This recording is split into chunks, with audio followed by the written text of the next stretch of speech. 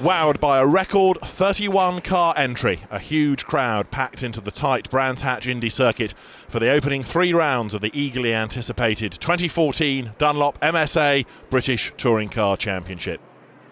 Adding to the excitement, this year's full capacity grid not only included cars representing 11 of the world's largest car manufacturers, but also no fewer than 7 proven BTCC champions. 2013 champion Andrew Jordan headed the star-studded cast, which also featured past champs Gordon Shedden, Matt Neal, Jason Plato and Colin Turkington, as well as welcome BTCC returns for 2 touring car legends, Fabrizio Giovanardi and Alain Menu. In brilliant spring sunshine, the 2014 action kicked off with a fiercely fought qualifying session that lived up to all pre-season expectations. Incredibly, the top 23 cars were covered by little more than an eighth of a second, with champions filling the top 5 places.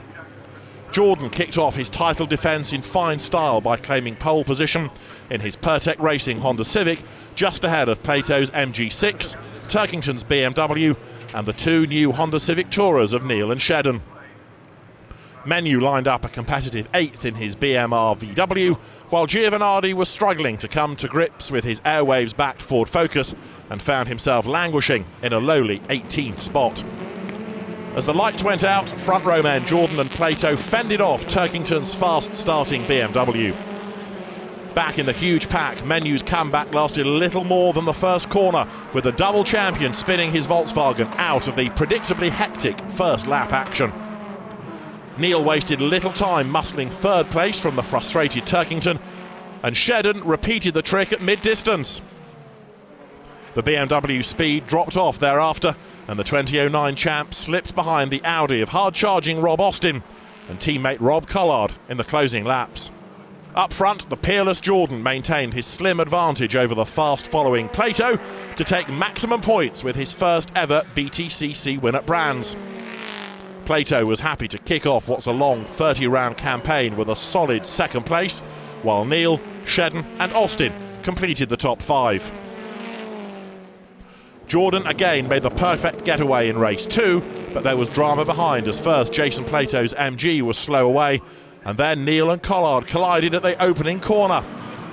While the 2 of them recovered control, Shedden took advantage, slipping around the outside into 2nd. As the top 2 made their escape, Turkington was the man on the move, passing Collard for 5th, Foster for 4th, and then Neal for 3rd. The BMW then closed down the 2 leading Hondas, but a late safety car following an accident between the MG of Mark Hines and the Honda of Martin Depper slowed his progress, and the Ulsterman had to settle for 3rd behind a delighted Jordan and Shedden at the checkered flag. Further back, the delayed Plato recovered from 27th on the opening lap to grab 11th place, and what could be 5 vital championship points come October. With the top 6 reversed for the day's final race, this time it was the 2 BMWs of Collard and Foster that lined up at the front. It was Turkington, though, from 4th spot who was the man to watch, grabbing 3rd at the start.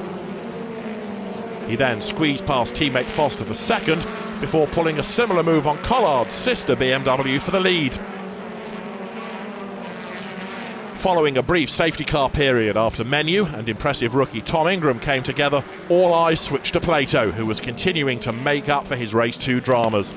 The MG slipped past the new Mercedes of Adam Morgan to move into the top 5, and then made swift work of Shedden's Honda for 4th. Neal and Plato then both outwitted Collard to secure spots on the podium, but with laps running out, they couldn't catch Turkington, who roared home to notch up his 25th BTCC career victory. After the champagne flowed, Louise Goodman caught up with Andrew Jordan. Andy, 2 nice shiny trophies on the table behind you. That's always a sign of a good weekend, isn't it? It's been a good day at the office today, a good weekend at the office. If you'd said that I could get pole, 2 race wins and the lead of the championship, I would have snapped your hand off. So yeah, really happy. Last race wasn't great, but qualifying race 1 and 2 were really special, and to do it the way we did, you know, qualifying last 3 minutes of the session to get pole, and that really then set us up for race 1 and 2. Looking forward to the next round, Donington, your home event, isn't it? Yeah, I love Donington. It's a classic old school circuit, really fast and flowing, and it's my home event. I live half an hour away, so really look forward to going there. Obviously, we're going to be carrying some weight, but it's going to be a great weekend. Donington are working really hard to make the circuit back to how it used to be, and they're doing that. So I'm really looking forward to going there. It's been a great crowd here, and I'm sure that will continue on to Donington. What kind of cars, which teams do you think are likely to be at the fore at Donington? What's the circuit like? Which cars will it suit? I think the usual ones are going to be, obviously, I think the success ballast is going to have more of an effect on your position in qualifying this year because there's so many more people up there. So we're carrying 45, which is the way it is. We'll see where we can get to with that. I think Jason will be very strong in the MG. Obviously, Colin and the BMs look very strong, the Hondas are strong. There's so many people that are going to be up there. I think Menu in the VW is going to be strong as well. So you can't just focus on one person. We just focus on what we do. Get as much performance as we can and see what the others do at the end of the weekend. Classic track for you guys driving around it, but it's a great circuit for spectators as well, isn't it? You've got some fantastic views there. If I was going to go and watch there, I'd park myself with a deck chair down the Craner curves because it's such a cool, fast-flowing part of the circuit, unlike anything else really in the country. With that undulation and back up the hill under what was Starkers Bridge. So it's a real old school to go and watch that, and there'll be some classic racing there as usual. Hopefully a few more trophies to take home with you after that one as well. We'll see you there. Thank you. Despite only finishing 13th in the day's final race, thanks to his 2 earlier wins, the defending champion leads the 2014 title race as the teams now head to Donington Park for 3 more frantic touring car showdowns on Easter Sunday.